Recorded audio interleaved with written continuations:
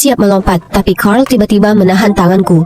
Tak perlu begitu, bosku tak akan memakanmu hidup-hidup. Lagi pula aku belum tahu siapapun soal kontrak-kontrak itu. Oh, jadi pria ini adalah atasannya dari pengadilan? Ternyata dia dan istrinya kebetulan melihat Carl di perjalanan mereka menuju ke bandara dan hanya datang untuk menyapa. Hei Carl, tak berlebihan jika gadis ini lebih memilih lompat ke laut daripada kencan denganmu. Dia terlihat sangat canggung dan aku merasa tak enak padanya. Tanpa pikir panjang, aku bergelayut ke lengannya dan memberinya tatapan kagumku yang terbaik. Sebenarnya kami sangat jatuh cinta.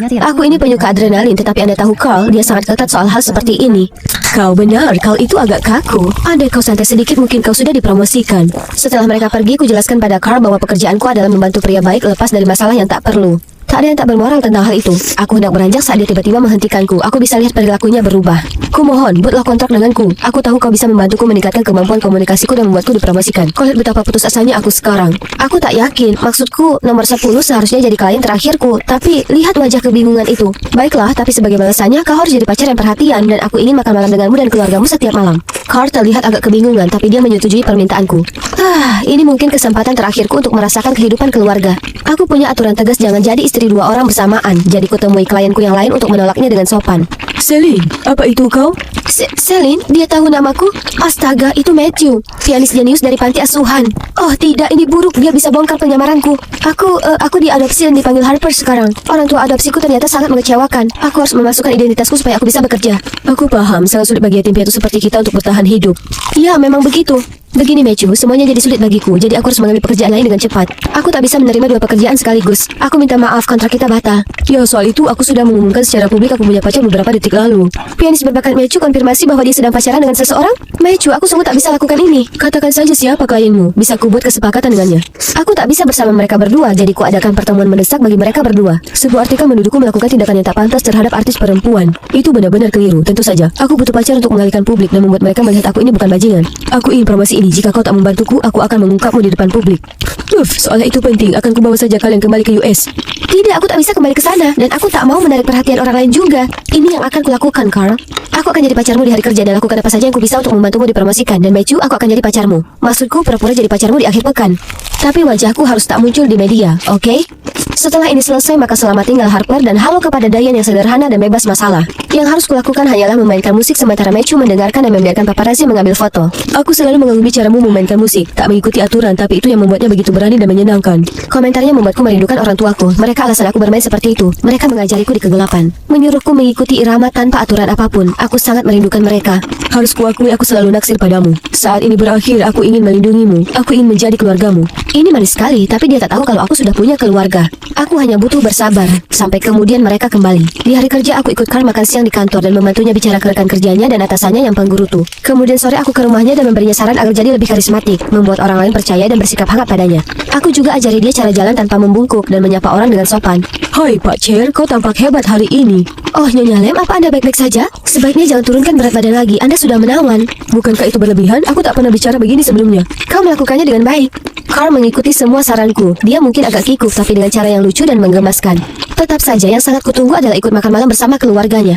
Aku tak pernah merasakan suasana nyaman dan hangat makan malam keluarga sebelumnya. Siapa sangka Carl pandai memasak dan sangat manis. Hanya setelah 1 minggu saja, Carl sekarang punya teman di tempat kerja dan atasannya memberinya lebih banyak tanggung jawab. Sementara itu, reputasi Matthew juga berhasil pulih berkat artikel seperti dia tak ingin berada di dekat gadis lain karena dia sangat jatuh cinta pada inspirasi yang memukau ini. Seminggu yang menegangkan dengan cepat berlalu, yang diakhiri dengan keluarga Carl merayakan posisi barunya. Semuanya berkat diriku. Aku sangat tersentuh, hampir menangis, tapi kulihat Carl tampak tak bersemangat. Mungkin dia kecewa karena tahu ini akhir dari kontrak kami. Setelah makan malam, kami pergi jalan-jalan di sekitar taman. Kemudian dia berseru, "Siapa sebenarnya kau?" Aku sangat terkejut. Lalu dia memberitahuku kalau salah satu pekerjaannya sekarang adalah untuk menyelidiki gadis bernama Diane yang masuk ke negara ini kemudian menghilang. Aku tahu kau Diane. Aku bisa kenali mata itu dimanapun. Ya, aku Diane, tapi aku hanya palsukan identitasku untuk menghasilkan uang. Aku tahu kau bohong lagi. Tak apa, kau sudah membantuku, jadi aku akan membantumu juga. Kupalsukan beberapa informasi untuk menutup kasus itu. Terima kasih Carl, ini sangat berarti. Aku tahu betapa pentingnya hukum baginya, tapi dia masih melanggarnya. Untukku, aku sebenarnya keluar dari pekerjaanku. Apa maksudmu? Bagaimana dengan promosimu? Kau sudah berusaha sangat keras untuk itu. Tak apa, lagi pula aku sadar aku tak begitu menyukainya. Aku merasa tak enak bahwa dia melepaskan pekerjaannya karena aku. Tapi dia tak membutuhkanku lagi. Kontrak kami harus berakhir, ya kan? Sekarang waktunya mengakhiri kontrak Matthew, lalu aku bisa kembali menjadi Diane. Tapi aku datang ke villa dengan sekumpulan wartawan. Apa kau pacar Matthew? Silakan keluar dari mobil. Apa kau cewek yang mengencaninya demi uang, bukan cinta? Tolong, tunjukkan dirimu dan pastikan berita tersebut. Sepertinya berita pacar Mechu adalah cewek yang menikah demi uang telah bocor. Aku duduk di sana tak tahu harus melakukan apa. Kemudian kulihat Mechu keluar dari villa bergandengan tangan dengan cewek berambut mengkilap. Rumor tentang pacarku ini semuanya bohong. Luar biasa, jiwa baik hati dan saya sangat bahagia. Oh, kurasa dia cukup cerdas. Menemukan seseorang dengan latar belakang yang baik adalah satu-satunya cara menyelamatkan reputasinya sekarang. Selamat tinggal Mechu, kuharap kau baik-baik saja. Sepertinya dia tak bisa bahayakan karirnya untuk melindungiku seperti Carl. Sekarang aku bebas menjadi Diane dan masuk ke sekolah publik yang orang tuaku inginkan. Aku penasaran kapan kau akan muncul. Kau cukup populer. Seorang pria dengan bekas luka terus menanyakan tentang Anda. Seseorang dengan bekas luka mencari Diane? Di saat kusadari seseorang mengawasiku di balik pintu, instingku memberitahuku untuk lari menyelamatkan nyawaku. Aku bergegas ke jendela dan melompat turun dan melihat Carl mengintipku. Apa yang kau lakukan di sini? Aku ingin menemuimu, jadi kulacak Diane. Aku tak menyangka menemuimu di sini, tapi aku sangat menyukaimu dan tak ada waktu. Mereka melihat kami bersama, jadi kutarik dia pergi. Kau menyetir seperti orang gila, Diane. Siapa mereka? Kenapa mereka mengejar kita?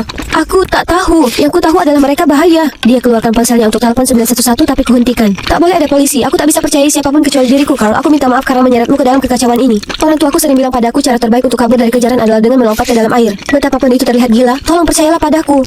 Aku berbelok tiba-tiba dan langsung menceburkan mobil ke laut. Di dalam air kulepaskan sabuk pengaman dan berbalik melihat Carl yang sudah melepaskan diri. Dia menarik tanganku dan kami berenang lewat jendela. Ombak membawa kami ke pantai, tapi aku tak punya kekuatan untuk bergerak 1 inci pun. Mereka akan menangkap kita. Celine sayang, tolong bangunlah. Ku gosok mataku dan melihat pasir yang keemasan. Carl serta ibu dan ayahku.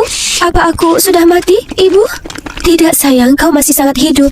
Ternyata orang yang mengejar kami adalah orang tuaku. Setelah 10 tahun menjalani pekerjaan, mereka akhirnya membasmi geng kriminal dan pensiun. Ayah akhirnya mendapatkan bekas luka ini, tapi kini semua berakhir. Kami akhirnya bisa jadi keluarga yang normal. Kau jelas membuat kami kesulitan melacakmu dengan menggunakan identitas yang berbeda.